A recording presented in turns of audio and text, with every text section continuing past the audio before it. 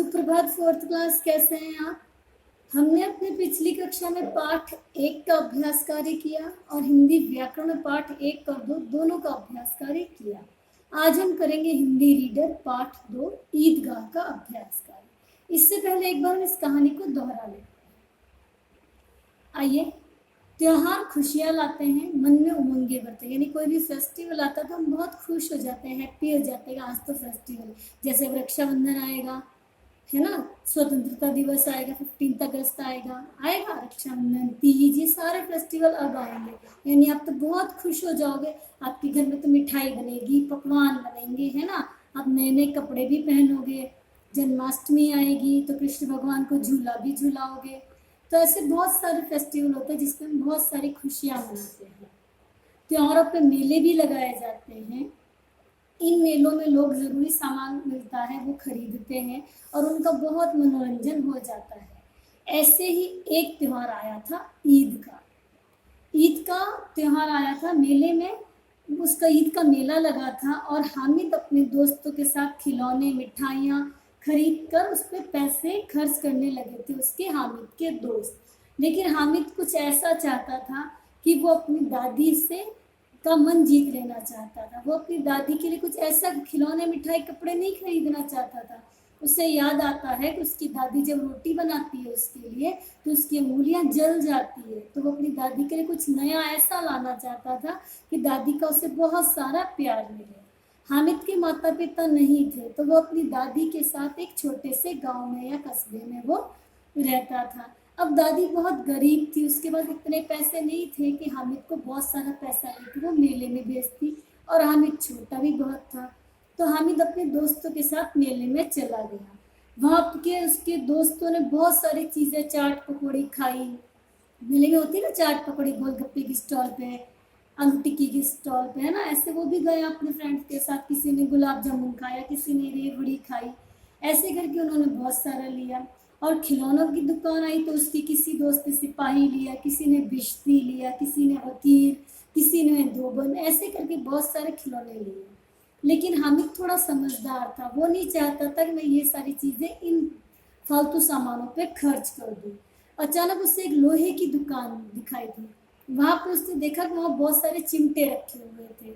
तो उसे याद आया कि उसकी दादी की अंगुलियाँ तो जल जाती है। तो उसने भाव ताव करके और वो चिमटा खरीद लिया। वो चिमटा खरीद के बहुत खुश हुआ, लेकिन उसके दोस्तों ने उसे बहुत मजाक बनाया उसका कि अरे ये क्या खरीदे, इसका क्या करेगा। लेकिन वो शान से अपने दोस्तों के साथ चलता रहा। उसने कहा कि तुमने इतनी सारी चीज़ें खाई तो तुम्हारा पेट खराब हो जाएगा, और तुमने ये जो सामान खरीदा, खिलौने खरीदे, ये आज नहीं तो कल टूट जाएंगे, लेकिन मेरा चिमटा बहुत मजबूत है, वो नहीं टूटेगा। इतने में घर आ गया। वो घर गया, उसकी दादी ने चिमटा देखा तो उसको रोने लगी कि ये क्या ले आया उठा के, ना तो पूरे दिन कुछ खाया पिया और ना ही कोई खिलौना खरीदा। तब उसने अपनी दादी को कहा कि दादी, आप रोटी सेकती हो तो आपकी अंगुलियां जल जाती है। इतना सुनते ही दादी की आंखें भर आई और उन्होंने हामिद को गले से लगा लिया।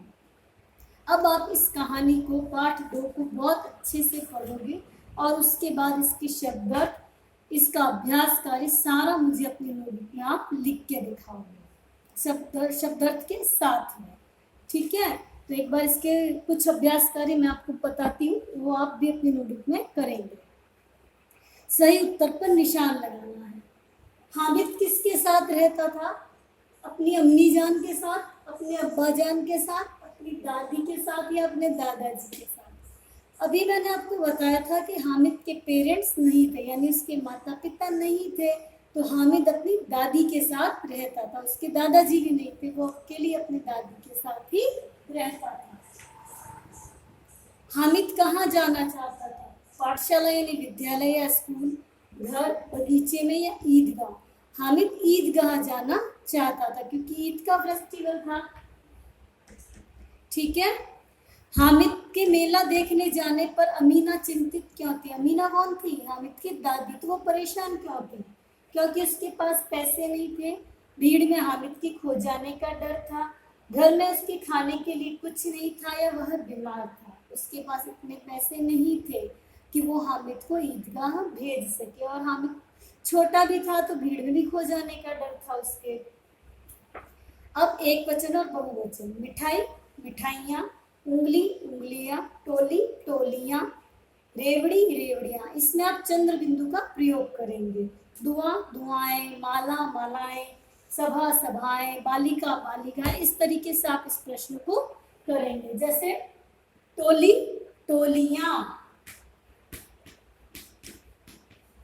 जब हम बहुवचन बनाते हैं तो मात्रा परिवर्तित हो जाती है। घोड़ा घोड़े, ठीक है। रुपया रुपये, आवाज आवाजें, बंदूक बंदूकें, इस तरीके से। अब विलोम शब्द, प्रसन्न अप्रसन्न, यानी दुखी अप्रसन्न, बुरा अच्छा, अमीर गरीब, ठीक है। ये प्रश्न मुझे आप सारे कॉपी में लिख के दिखाओगे। फिर आपका प्रश्न है कि आपको व्यक्तिवाचक, जातिवाचक और भाववाचक संज्ञाओं को अलग करना है, पृथक करना है। मिठाई क्या है? जातिवाचक संज्ञा। अमीना व्यक्तिवाचक संज्ञा। हलवाई जातिवाचक संज्ञा। इमारत व्यक्तिवाचक संज्ञा, इमारत जातिवाचक संज्ञा। आश्चर्य भाववाचक संज्ञा। ईद व्यक्तिवाचक। चांद व्यक्तिवाचक। हामिद व्यक्तिवाचक। महमूद व्यक्तिवाचक। खिलौने जातिवाचक। टोपी जातिवाचक। क्रोध भाववाचक। मोहसिन व्यक्तिवाचक संज्ञा। लालच भाववाचक संज्ञा। प्रसन्नता भाववाचक संज्ञा। गरीबी भाववाचक संज्ञा। स्नेह भाववाचक और बच्चे जातिवाचक संज्ञा है।